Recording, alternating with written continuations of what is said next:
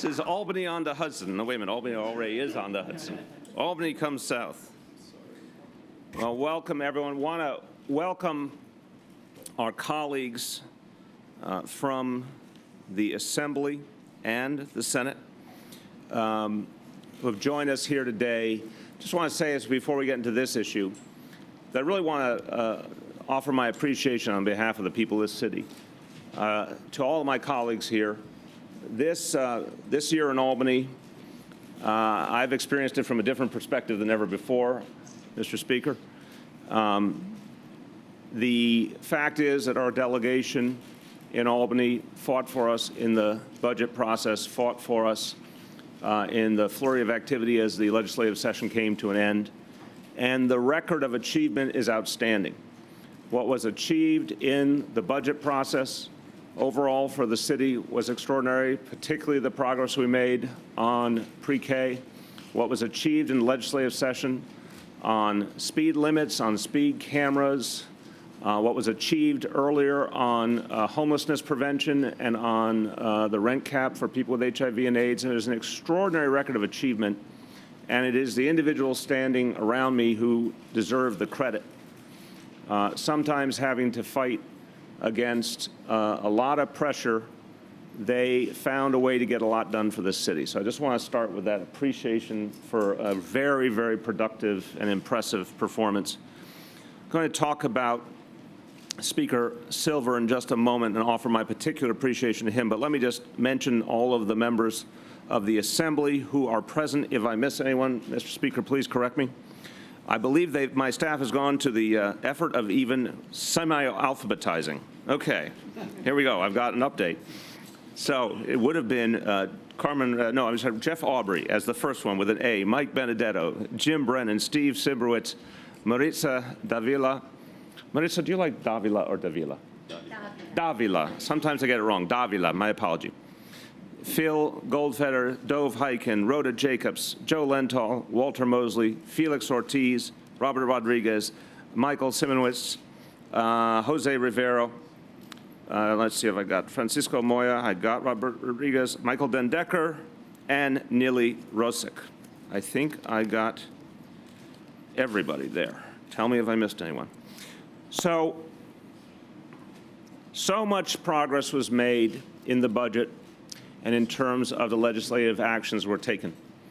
But there are also important moments where legislation was considered, and the question was, how could the city of New York best work with the legislature for an outcome that really helped our people?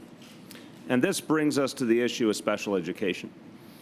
As many of you may know, for years as public advocate, even before that as a council member, I worked on this issue. And I felt very strongly as a public school parent myself that parents were often not treated fairly.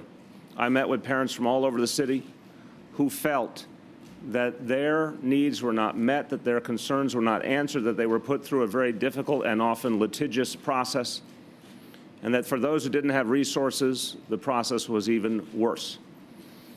All for families who are dealing with the challenge of having a child with special needs, in some cases multiple children with special needs. So for years, I felt that there was an injustice that had to be addressed, and as a public advocate, we did a series of reports and took action to try and support parents of children with special needs. We worked closely with advocacy groups all over the city. And what was increasingly clear was we needed a streamlined, parent-friendly, family-friendly, respectful approach. It didn't matter how good your lawyers were or how much money you had to spend on lawyers, but actually tried to address the family's needs. I also had a particular experience as a parent myself because Kiara and Dante went to a school that was an inclusion school. The inclusion model means 50%, in this instance, 50% special education kids and 50% general education kids. Chancellor Farina knows this school well, PS 372 in Brooklyn. And so in every single class that my kids were in over the whole time they were there, pre-K to 5th grade, there were lots of kids with special needs of every kind from all over our community. And so I got to know parents and got to hear from them what their challenges were, and really came to admire parents who struggled their way through. It's hard to be a parent in New York City. It's doubly hard when your child has special needs, particularly their severe special needs. And I got to know parents firsthand and heard from them how they needed a better approach. And so in these last days, as the opportunity arose to do something foundational and take matters into our own hands here in New York City and right some wrongs, we were excited to do it. And we found tremendous partners in that effort in Albany. And again, I'm going to speak about them in 1 minute, but I want to frame this. Remember that the vast, vast majority of children who have disabilities are well served by our public school system. I do want to make clear that we've got immense capacity to serve kids with with special needs, and we do it well. But clearly, there are some families whose needs cannot be met. And that's where the conflicts have come in, and that's where we want to act decisively to end the conflict and find an appropriate way forward. We do everything we can to meet every child's individual educational program in our public schools. And when parents determine that their public school can't or local school cannot meet their needs, and they find a private school that can better meet the needs, that's where we should be working with them to a productive solution. Parents have the right under federal law to seek tuition reimbursement. The DOE often agrees with parents that their chosen school is appropriate.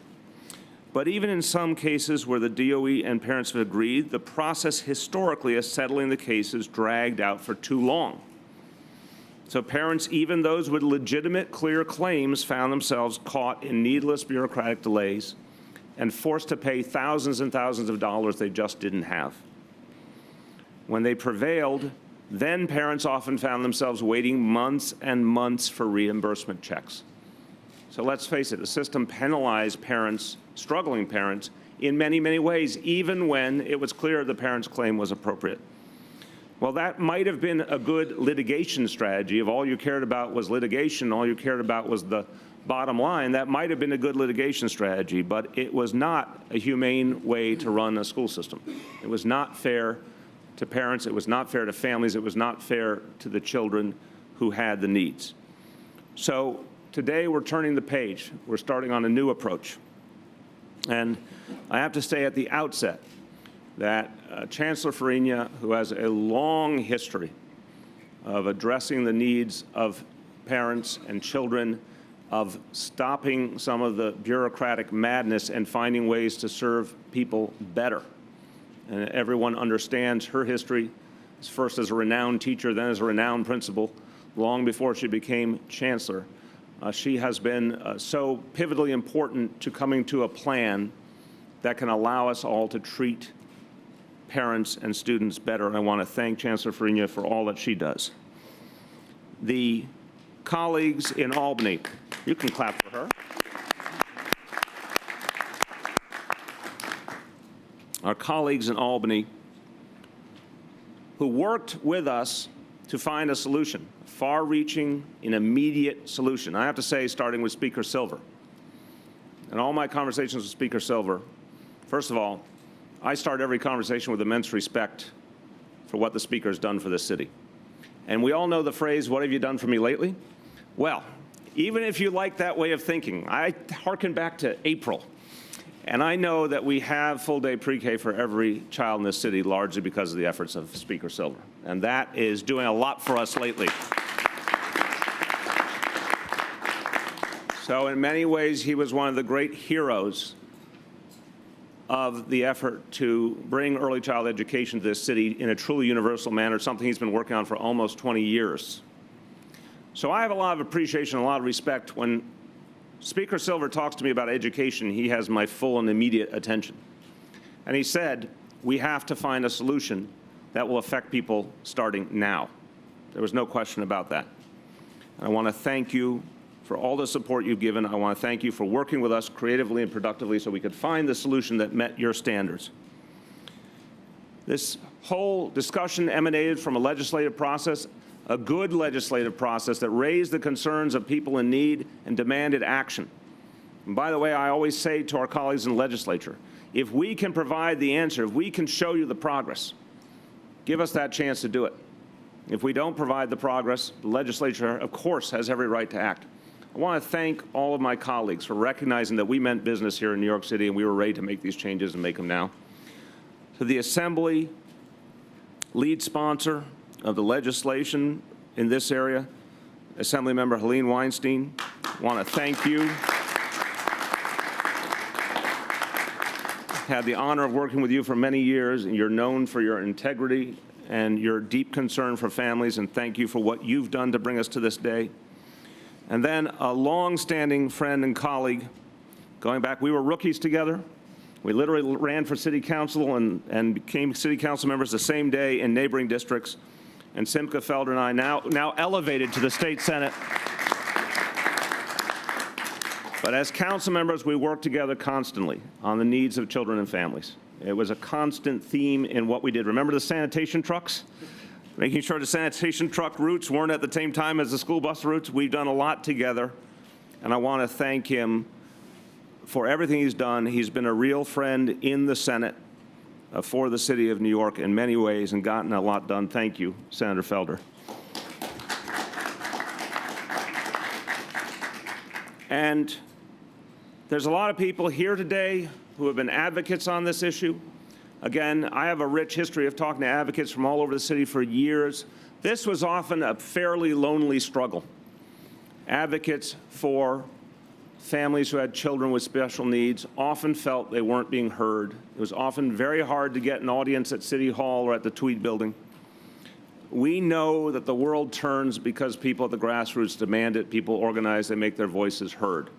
So to all the advocates and all the people who spoke up in this room, this is your victory too, and congratulations to all of you. Now,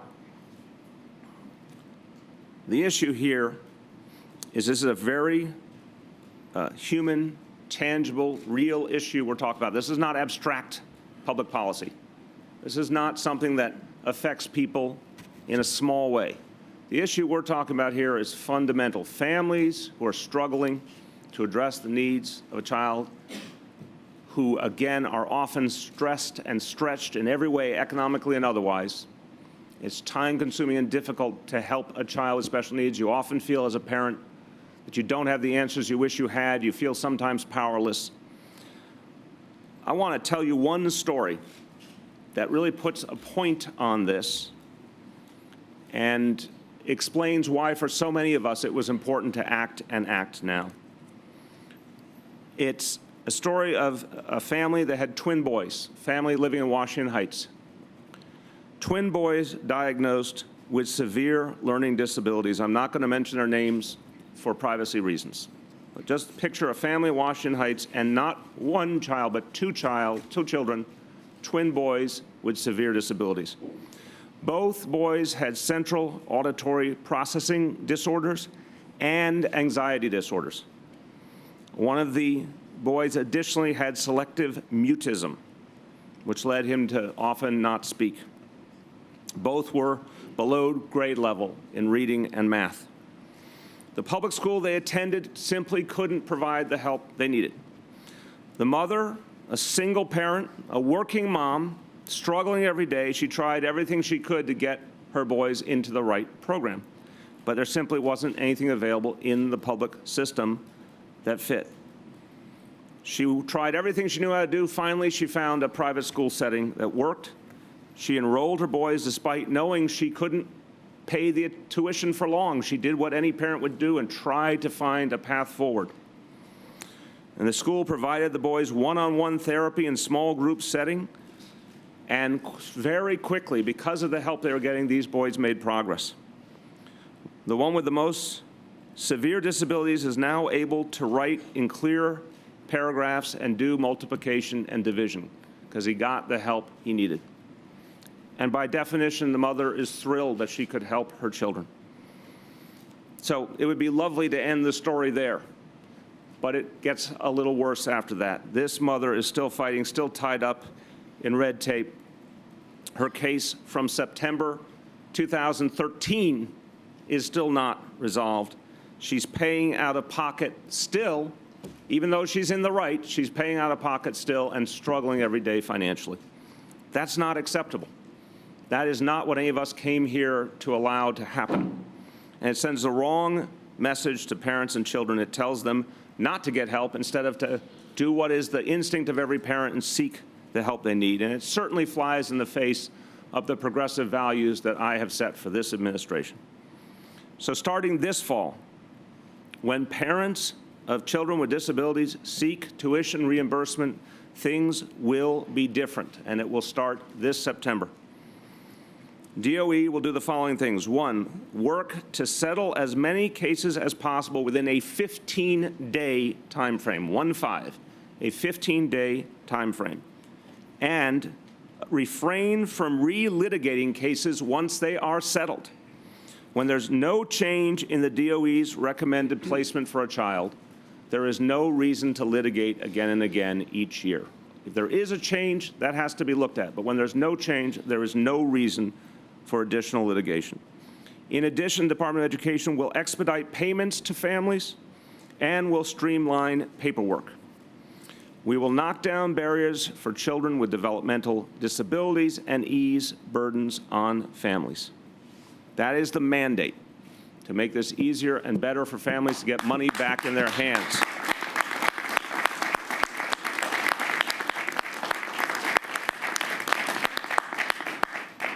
Now, I'm going to say this because I think it's important to be straightforward and clear. We do know that sometimes parents pursue something that doesn't make sense. That's part of what we have to grapple with, too. Again, vast majority of parents, vast majority of our children serve well in our existing public schools. A number of parents seek a private placement. They have every right to, and we're going to help them get it faster, better, with clearer reimbursement, et cetera. When we know that a particular claim doesn't make sense, when the DOE has offered already an appropriate placement, when parents don't choose a private school that actually meets the needs of the children educationally, or when parents do not attempt to cooperate with DOE to serve the child, in those cases, we reserve the right to take legal action if that's the only measure. But that will be the exception, not the norm. We believe in a parent-friendly, family-friendly approach that we're going to be able to come to resolution quickly in the vast majority of cases and help parents get what they need. This announcement today is an important reform, and like everything else we're doing in the area of education, we intend to do it immediately. You've seen what we're doing with pre-K. You've seen what we're doing with summer enrichment programs and after-school programs for middle school students. We don't wait to implement these changes. You certainly see the striking changes and reforms in the new teacher's contract. The game plan here is to change our approach to education, change our approach to children and families right now, starting this year, in a big way. Chancellor Farina has provided extraordinary leadership, and we keep setting the bar high. She keeps setting the bar high for her team, but these changes have to happen now, and they will. A quick moment en español. Hoy damos otro paso para darles a todos los niños la educación que merecen. A partir de septiembre, el Departamento de Educación hará más fácil que los padres de estudiantes con necesidades especiales envíen a sus hijos a las escuelas que mejor pueden servirlos. With that, I want to thank again the man who did so much to help this city move forward on education in so many ways, and this year has been a banner year for his efforts. I'd like to welcome to the podium the Speaker of the State Assembly, Shelley Silver. Thank you very much. This podium is set for the mayor. We can give you additional. I might have to stand up. You're about to have an experience of growth. There you go. You got a raise. Yeah, we got a raise. Anyway, thank you, Mayor de Blasio, for taking time on this very sensitive challenge and for taking actions that will assure our special needs children receive the education that they need and will give their parents the emotional and financial relief that they deserve.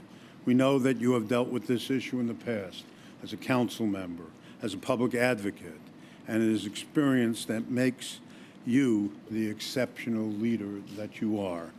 Certainly, you've chosen wisely in naming Carmen Farina as our school's chancellor. Chancellor Farina, we appreciate your efforts and your responsiveness to the issues that have been brought to your attention.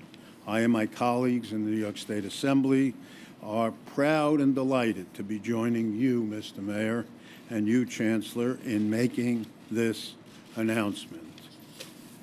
If I might allow, I just want to reintroduce Aline Weinstein, who is the advocate for our most vulnerable citizens, who for years has been leading the way in advocating for the appropriate placement of special needs students.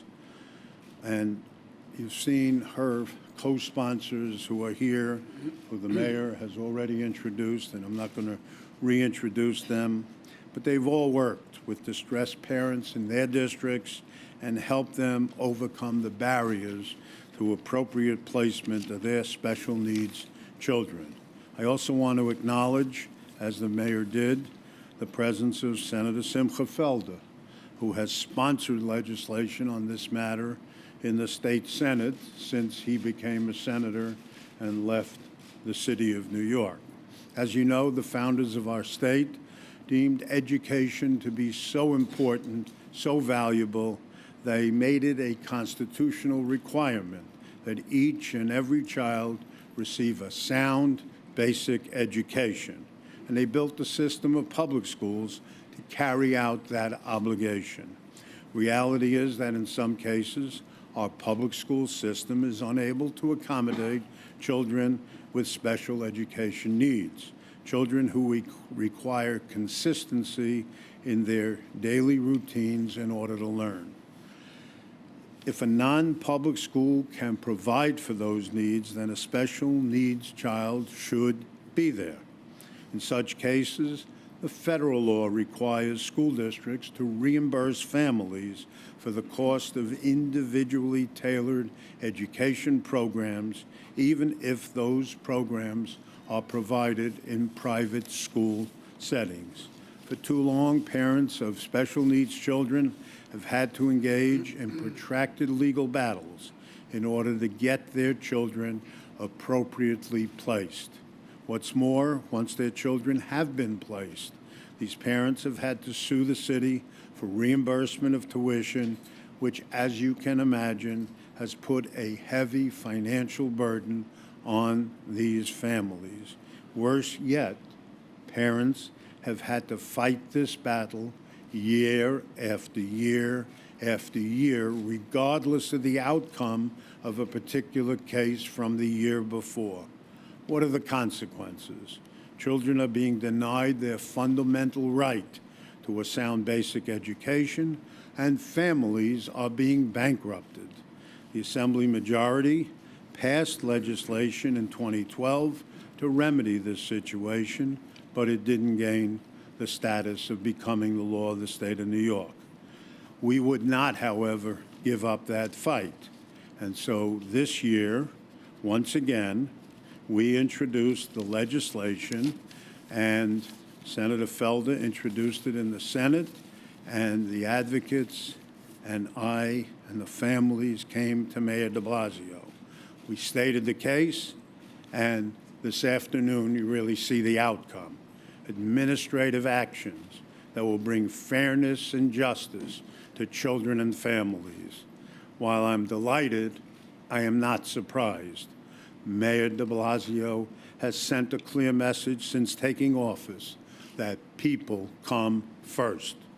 Mayor, your commitment to universal pre-K demonstrates your strong dedication to the children of the city and shows that you have a clear vision of what really matters. We are proud to work with you, particularly on this agreement, which is a great victory for our special needs children and their hardworking families. So I want to thank you, Mr. Mayor, and turn the proceedings back to you. Thank you very much. Thank you so much.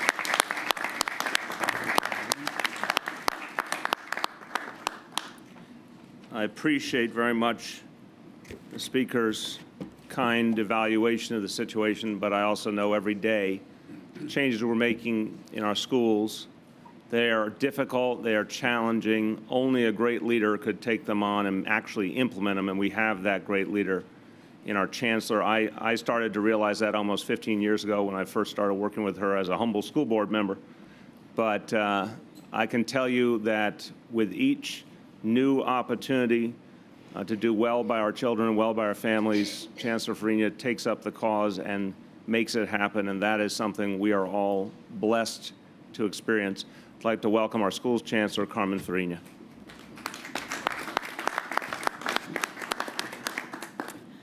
As I've said many times, being a parent gives you a different perspective on all educational issues. But being a grandparent makes you even more wise, because should it be your grandchild in the situation that the mayor is talking about and that the advocates fought for, it really makes you wise beyond your years.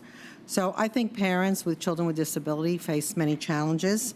I also believe that many of the specific diagnoses are best served in public schools, particularly as we increase the number of programs for kids with autism and Asperger's, and even as we hire more people who can serve with OT. But having said that, I also believe that there is a time when parents have to make other decisions. I think one of the things that I've offered and actually met with many of the leaders from many of the groups in the city, we're open to sharing our professional development across to non-public schools, particularly when it comes to special programs that we're working with our special educators. But there comes a time when what we need to do is change. This agreement will make the settlement process more efficient, efficiency becoming my new key word. We want to make sure that we do things as quickly and as fairly as possible, but also that will always serve the best needs of kids. We want to reduce the uncertainty and in the waiting for payment, and it's a strain on families. Not everyone lives on the Upper East Side or has access to the money to serve the things that they need, so we need to be able to say that all kids will be treated equally, no matter where in the city they live. Today, we're turning the page and we're making changes that will ease the burden on these parents. My hope is that even if we disagree with parents on the particulars of a case, the parents were able to say they were treated respectfully, fairly, and with dignity. That's also the byline for any parent who calls us on any issue, but particularly for parents who are under tremendous strains to begin with, because maybe they didn't sleep the night before or they needed to do 24-hour care for their own children. We're working hard to make this entire school system more responsive, and the changes we're announcing today are parts of this effort. So thank you, in Spanish, right? Oh, yes. A lot of the vocabulary here in Spanish is challenging. Para los padres que hablan español, hoy es un día muy histórico porque dice a toda la comunidad, si usted tiene chiquillos que tienen necesidades especiales y si las escuelas públicas no pueden ofrecer los servicios para esos chiquillos, tenéis la oportunidad de mandar los chiquillos a escuelas privadas y la ciudad os va a ayudar con pagar los gastos de esta situación. So, esa es una cosa que hasta ahora no pasó y pasó gracias a la gente que está aquí encima. Gracias. All right. So Castilian. And now I want to hear from the lead sponsors of the legislation in Albany and the folks whose efforts led us to this day. First, the Assembly lead sponsor, Helene Weinstein.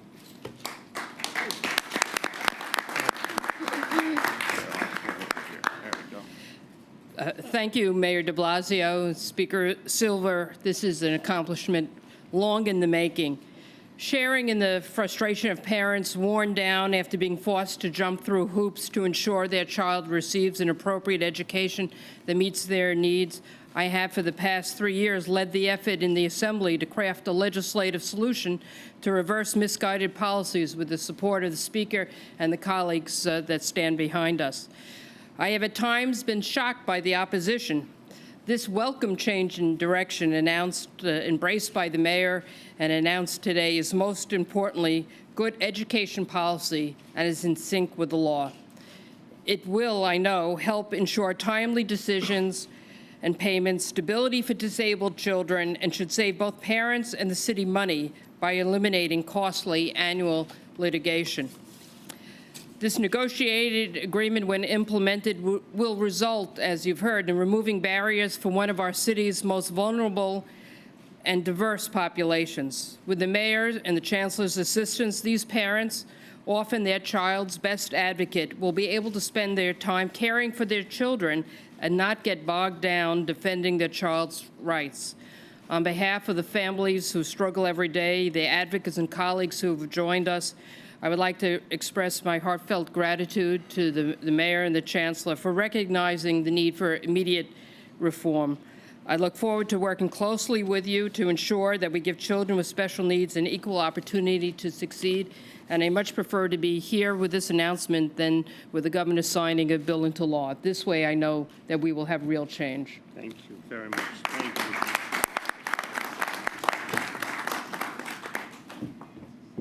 And now the Senate sponsor of the legislation, someone who lobbied hard and made his voice known throughout this process, and I'm thrilled that we've been able to heed the call with real action here in New York City. Senator Simcha Felder. All right. Oh, I see what you're going to do here. How do you get that thing out? Hold on. Yeah, it needs more oil again. No, this is good. I wanted to see what it feels like to be taller than the mayor. I'm looking up to you now. No, it doesn't work. It doesn't work. It doesn't work. I tried. It's not enough, right? Good morning, good morning. Today is about the families and the children, and it is a historic day. Thousands of parents with special needs children throughout the entire city, throughout every neighborhood in this city, have been going through a painful and torturous process for many years. They and their advocates, who just never give up, have not pleaded for pity.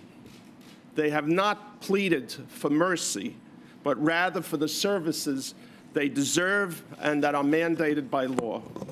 Together with the Republican Majority Leader Skelos and my colleagues in the Senate, as well as my co-sponsor of this legislation, Assemblymember Helene Weinstein, and her colleagues, and of course, Assembly Speaker Sheldon Silver, who's been an advocate on this issue before I was born. Is that okay? I'm pretty young. How young are you? We'll think about that. We are all united to make sure families and children with special needs get what they are entitled to and get it immediately. Mayor de Blasio has a long history of expressing concern for the special needs population and their families, going back to the days when we served together as councilmen and before that. That's right. On the campaign trail, the mayor reiterated that commitment to making this issue a top priority. I've had extensive conversations with the mayor about this, and he indicated that, more than ever, he will ensure that families and special needs children get their services expeditiously and, maybe even more importantly, compassionately. We all must and will continue to do everything humanly possible to help these families. I look forward to working with you. Thank you. Thank you very much. Thank you. So we're going to, just want to remind everyone of the ground rules. First of all, I know we have a lot of passionate advocates in the room, but all the questions will come just from media at this point. Media questions first on topic, then we will go to off topic. On topic first. On topic. Is that me? That's you. Now see, look at the perfect trajectory of my hand. So this is an agreement and not a law. I know it was originally intended to be a law. Why isn't the law, and what teeth does this agreement have besides your word? Well, I think when you give your word in front of all of you and in agreement with our colleagues in the legislature who we have to work with all the time, it does have teeth. And we are ready, willing, and able to take this action immediately. And we said to our colleagues in the legislature that we wanted to clean our own house. We wanted to fix our own situation. And that was something that as a local government was very, very important to us, but we would prove it through our actions. I remind you, legislature doesn't go away. They're always there, and if they ever feel our actions are insufficient, they retain their rights. But my appeal was, let us fix the situation. We're ready to. We believe that we need to fix the situation just like you do. Let us show you what we can do, and it's much better for any locality to take matters into their own hand and clean their own house. Yes? 2012, the governor vetoed the Assemblywoman's bill. It would have changed the law to take into account home life and family background. Is that changing? Will you be taking into account home life and family background when adjudicating these special ed cases? No, the focus here is on the needs of the children, what their IEPs, what their individualized education programs say, and whether we can accommodate them effectively with the resources we have in the public schools or whether we need a private placement. We're talking now, again, the numbers are very important here. We have about 170,000 kids who have special needs in our school system. The vast majority of those kids are served in traditional public school buildings and served well. There are some in the thousands that have particularly complicated issues each year that cannot be resolved with the programs we have. As we indicated, there's some areas we just don't have the capacity, and that is typically when parents request the private placements. We are going to focus on what each child needs in terms of their education needs. If we can't provide it, we're going to make sure that they get it someplace that can. Mr. Mayor, is the city going to challenge initial private placements less often, initial ones, legally? I'll start and let the chancellor come in after me if she wants to add. Again, you heard that our goal is to settle cases in the first 15 days. So say that if we all agree in the first instance, great, we agree. If we have a difference, we're looking for a resolution of the difference rather than going through a very complicated, costly, lengthy litigation process. So only when there's a profound disagreement that cannot be settled would you proceed to litigation. And again, I believe that will be rare. But as we said, even if you have gone through a litigation, if the litigation is found in favor of the parents or whatever the outcome of the litigation, if nothing changes year to year, you don't go back and relitigate. This is a central point that the Speaker, the Assembly member, the Senator all raised to me. If nothing has changed year to year, there is no basis for going back to litigate. The previous approach at the DOE was to continue litigation each year almost as a matter of rote, almost automatically. We don't think that's fair to families. So I think what I would say is you're going to see many more settlements, and where there is litigation, once it's resolved, that will be it, and you won't see it coming back to the well constant litigation unless the IEP itself changes. Do you want to add? Here, come on up. I would say basically that the IEP is the roadmap, and generally it stays pretty constant, at least for the first 2 or 3 years. And if there's a major shift, maybe at the 3rd year, you might look at it differently. But I would say it makes sense to have, particularly for special needs kids, stability is one of the most important things that they need, and also having a consistent frame for instruction. Having a different teacher in certain kinds of disabilities actually is very disruptive. So I would say that that's part of the process. I have to be in the Bronx. Okay, let's see if we got 1 or 2 more on topic before we lose the chancellor to her engagement in the Bronx. Yes? I think perhaps you might save some money on less litigation, but there might be extra costs as more children go to special placements. So what's your estimate of the net cost of this change? We're still processing the exact figures. Again, we believe if there is, and we're not certain there is, but there is an additional cost, it's appropriate because we're serving the families more fairly. Where litigation was used as a cost-saving measure, that's not how we do things, that's not how we think. We want to get families to the right placement. We reserve the right to litigation in those cases where it's necessary. Again, I hope that will be rare. So this is really about right-sizing the dynamic and figuring out what families need and paying that price. Yep. Mr. Mayor, how have you been able to budget money for this? We have no idea what these preliminary costs are going to be. We know the numbers of children involved, as I said, out of the almost 170,000. This is something that refers to a few thousand kids a year. And we know that the previous process was not fair and appropriate. I think if you look at everything that we're doing on education, we're making a series of fundamental changes. Yes, some of them do cost money, but they're the right thing to do for the future of our school system, and we know we can afford to do it. Can you just explain how much more do you think this, more or less, is the cost, and if so? Again, we're still sorting out the specifics, but we know since it's a relatively small number of children, and we know we would not be spending as much on litigation, which is costly unto itself, that we think it'll end up being an appropriate figure. Anything else on topic before we move off? Yeah, we didn't get a clear answer. What's the difference between the agreement and the law? Why did you oppose the law? I'll start. You want to start? Yeah. Let's bring an expert. We got an expert here. Come on up. You know, there's a law now in place, and the practice has been that the city requires the parents to go to court under the law. Even if they lose, it discourages certain parents. It costs the parents additional money. They don't get payments on time. If you have an agreement, you avoid all of the interpretation of the law. I would rather the mayor and the Board of Education come in and say, yes, this is our policy, and we are moving forward in this fashion. If you enforce the law, fine. We'll go to court. That's the current situation. That's what we're trying to avoid, the current situation where every case is litigated. Every year it's litigated.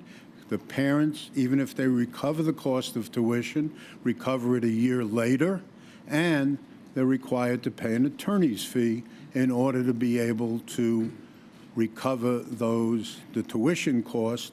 They don't recover the attorney's fee. So it discourages half the parents right away from challenging an initial decision, number one. And number two, they're still out of pocket. And the city spends money on litigation. Between the two, I think it is more desirable for us to have an agreement with the mayor that this is the way the city will handle the situation from now on. It's more desirable than having a law on the books. But we always reserve the right, if it doesn't work, to come back. Assemblywoman Weinstein will be there. Senator Felder will be in the legislature, and we restart the process of passing legislation if it's necessary. I'm confident, knowing Bill de Blasio as I do, it will not be necessary.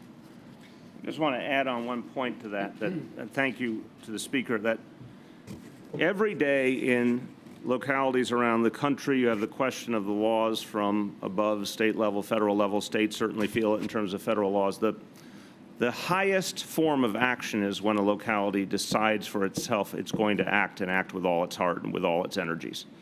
That, to me, is when things will happen without any friction, without any delays, without any efforts to, obfuscate, but actually focus on getting the job done. This is the commitment we're making today. Last call on topic, Rich. Mary, is there a differential, though, in the cost of serving a special needs kid within the school and one who's outplaced into a private institution? Is there a significant difference in the cost? Obviously, it depends on the individual situation. I would say this, when we believe where we can solve the problem in the school, and that typically means, for example, as Chancellor Farina mentioned, when it comes to autism, for children with some less challenging dynamics, we've done very well in terms of our public schools providing programming that really, really helps and works. But with more challenging dynamics on the autism spectrum, sometimes that just isn't possible in a public school setting. So I think it really depends on the individual need. The several thousand cases we're discussing are historically children with very severe needs that just can't be accommodated with the programs we have now. Last call, Sally, on topic. Still on? Okay, let's see if we got anyone who's got a real on. Then we'll go to you as the bridge to the off. Okay, yes, Henry. Tell us what percentage of these students would be in residential care? I can't tell you that, but we will get that for you from the Department of Education. Okay. Hold on, people coming around for their second question. Anyone who has not gotten a question? Okay, there we go. In terms of the reimbursements, I understand the idea is to expedite the payments to parents, but are you concerned about potential abuse, corruption? Will the city be dealing directly with parents, or could they perhaps go through charities or relatives? No, and that's the beauty of, I do not work for the Department of Education, but I know enough from all my work in support of parents that everything begins with the IEP. So remember, there's a very formal process to determine what the child's needs are and what's necessary to meet those needs. Parent can't just free agent and say, oh, I've decided my child needs X, Y, or Z before there's been a determination. that determination, whether you're looking at federal law, state law, city administrative action, it all begins with the IEP. So that's a check and balance right there in the process. Again, what I think we've learned over the years is once you have that IEP, if you want to get to a positive outcome with parents, I think in the vast majority of cases you can without the litigation, without the expense for everyone, particularly the parents of the litigation. Still may be some exceptional dynamics where litigation ends up happening. But our goal is to get away from litigation, try and work with that common ground the IEP should create and find a positive outcome. All right, we're going to take the bridge of Sally. Sally, you will be our bridge. Yeah, it's actually. You're our bridge to the 21st century. No, wait, we're already here. Go ahead. That was a Bill Clinton reference for any of you who are scoring at home. Okay.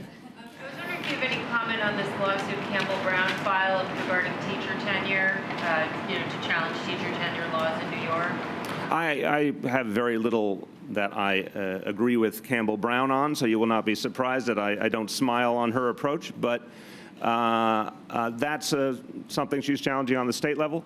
I said the other day, and I believe it, here in the city, particularly with our new teachers contract, we are striking the right balance. We're uplifting the teaching profession, which, by the way, is a national priority, to get the best teachers to teach, to continue to train them and uplift them, and to keep them in the profession. Retention of quality teachers has to be a national priority. It's a priority for us. The teachers contract allows us to do better at that, and at the same time, it's quite clear the methodology for helping someone out of the profession who does not belong in the profession is also better than it's ever been. So I think we're on the right track, and I don't think we need a lawsuit muddying the situation. Despite your vocal support for veterans, your budget did not allow any additional money for funding for MOVA, and it didn't have money for veterans benefits counselors. Advocates, in addition to money, want to see a different office created, a separate office than MOVA. So I'm wondering if you could talk about the budgetary decisions for funding for MOVA, and if you support or do not support the creation of a separate office. I'm going to say it just simply. We are evaluating how to proceed on veterans issues. It's very personal to me, as you know, and this country has not done enough for our veterans, particularly our wounded veterans. And we're going to be looking at a series of things we can do. We'll have announcements on that coming up. Not certain we're going to change the structure of the office, but there's some areas that we have to do better on, and we're going to have some announcements on that relatively soon. This morning on a radio program, Congressman Rangel said that you told him, in private, I guess, that you were backing Reverend Walren in the primary race today. So I wanted to hear your thoughts. Just plain inaccurate. I have immense respect for Reverend Walren. He is a good friend. He was an important backer of mine last year. He's someone I think does a lot of good for New York City. Clearly, I have said repeatedly, I'm neutral in that race, so I don't understand what the congressman was referring to. Okay.